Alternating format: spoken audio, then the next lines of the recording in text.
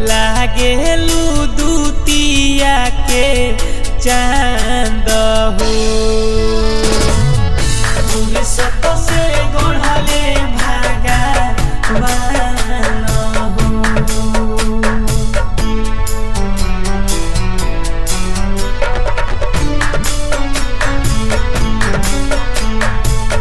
चांद जइसन चमकेला गोरी तोर सूरतिया रे, मोहनी मुहूर्तिया मारे जान रे।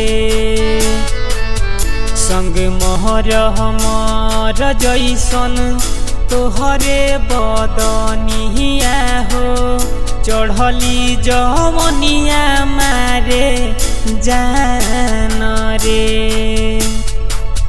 दिलवा में बसी गइलू जब से तू हंस के गइलू, दिलवा में बसी गइलू जब से तू हंस के गइलू। मानली हले पानी तोहके जान हो। फुर्सत से गढ़ले भगवान हो।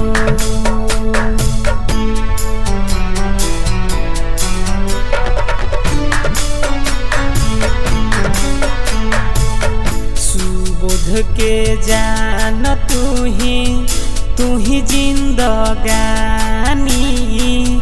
तोहरे लाली खब हम प्यार के कहानी। सुबोध के जान तू ही जिंदगानी, सहतन जी लिखले बाड़े प्यार के कहानी।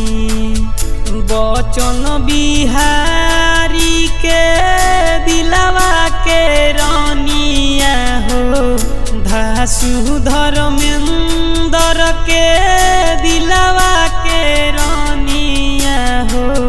तू ही तो बाड़ू मोर पारान हो।